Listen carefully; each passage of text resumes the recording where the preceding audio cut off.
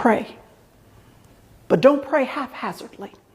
Don't pray casually and without intentionality. Pray in alignment with the truth of God. This takes attention. This takes forethought. This takes intentionality to make sure you know what the promises of God are so that you can line yourself up in prayer with what it is that God has already said. Someone asked, why do we pray when God has already promised it? Why do we waste our breath in prayer when if God has already promised it, if he's declared it, if he's going to do it, then why pray?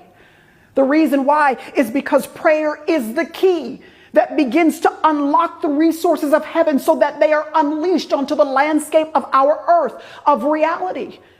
Prayer doesn't manipulate God. It just gives us access to the things that God already plans to do for us anyway. Prayer is this beautiful opportunity that he gives us to be a partner with him in seeing his kingdom come and his will being done on earth as it is in heaven. Our God has given us the key to work with him, to be in conjunction with him as his purposes are unleashed on planet Earth. Why wouldn't we use a key like that? So when we see and hear and understand God's promises, it shouldn't dull our prayer life and make us lazy in prayer. Instead, it should ignite our prayer lives with an extra measure of confidence and assurance that we would otherwise lack.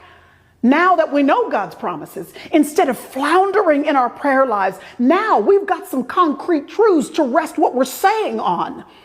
God's promises then become a roadmap for us, a track to follow so that our prayers are actually rooted in something specific. God's promises become an arrow that point us in the right direction, and in and of themselves, those prayers actually then become the destination too.